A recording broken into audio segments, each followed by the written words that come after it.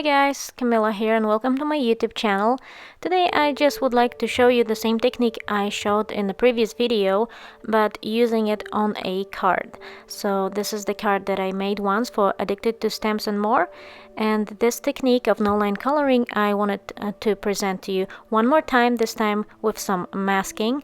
And just remember, in the top right corner you can go back and look how I color these flowers just separately as a full-on tutorial.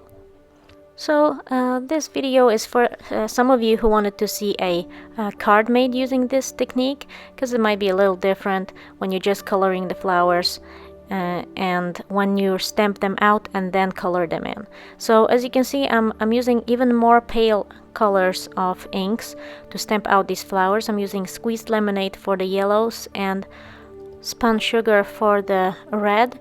And as you will see on the pictures, I probably should have used some brighter green ink for the leaves as well, but nonetheless you get the point and you'll see how this turns out. And I think this technique is really cool, and it's very simple with these particular flowers. And like I mentioned in the previous video, unfortunately this particular stamp set by Clearly Besotted is not available at the moment.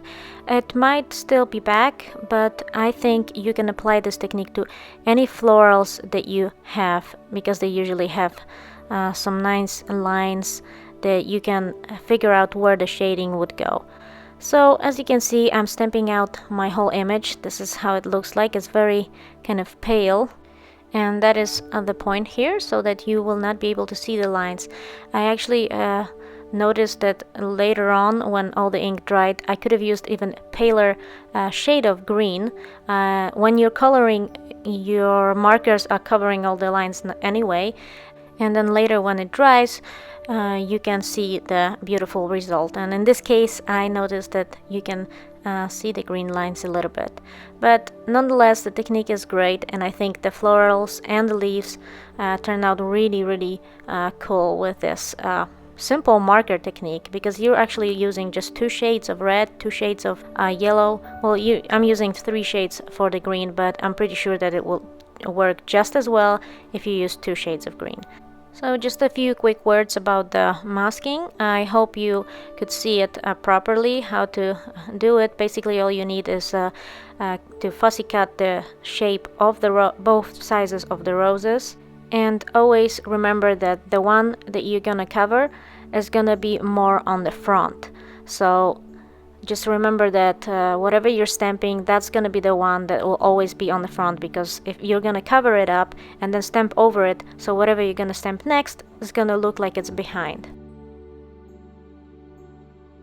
So just in case you haven't seen the previous video, I will link it up in the description below, as well as at the top right corner.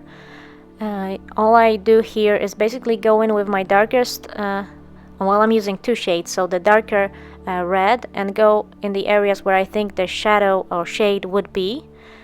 So that's where I colored it in, and then I'm blending it out with the brighter color. And I'm just gonna walk you through the leaves when we get to it. So for now I'm gonna let you watch me coloring, and I'll catch up with you when I'm coloring the leaves.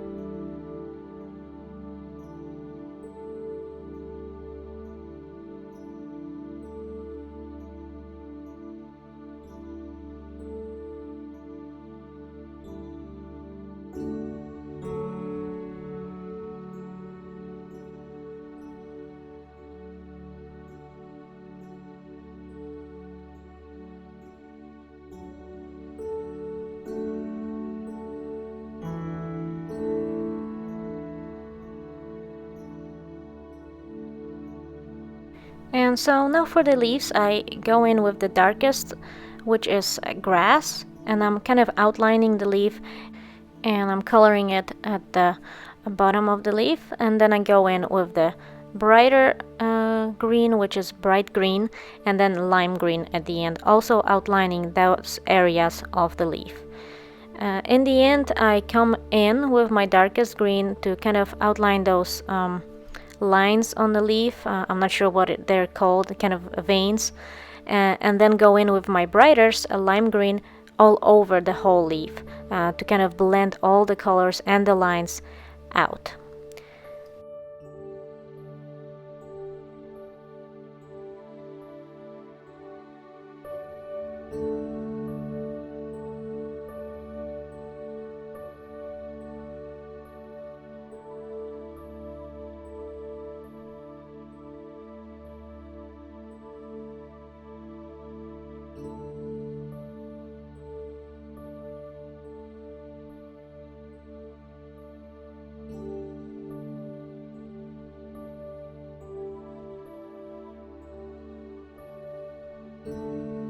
And here is the finished image. I really like how it turned out. I like these kind of dark shade areas, and I think it looks pretty realistic. So as you can see, I also stamped and colored 3 additional flowers because I just wanted to add some dimension. So I'm going to use some foam squares to adhere those above the florals, but before I do that, I'm going to stamp out a sentiment from the same stamp set, which says wishing you a lifetime of happiness, and I'm going to stamp it with my VersaFine Onyx Black ink, which is a pigment ink that dries pretty fast, and it gives a very vibrant and crisp impression.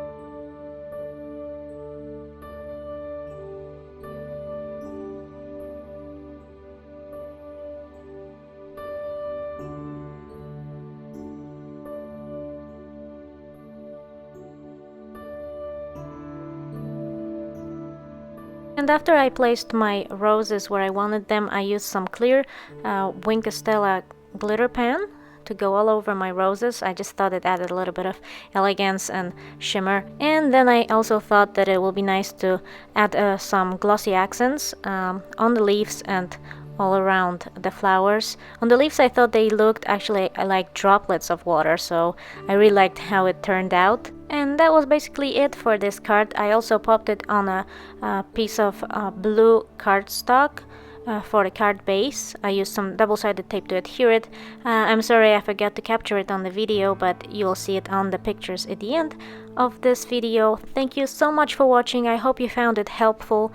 And if you liked the video, please give it a thumbs up and subscribe to my channel for more card making inspiration. Have a great and crafty day. Bye!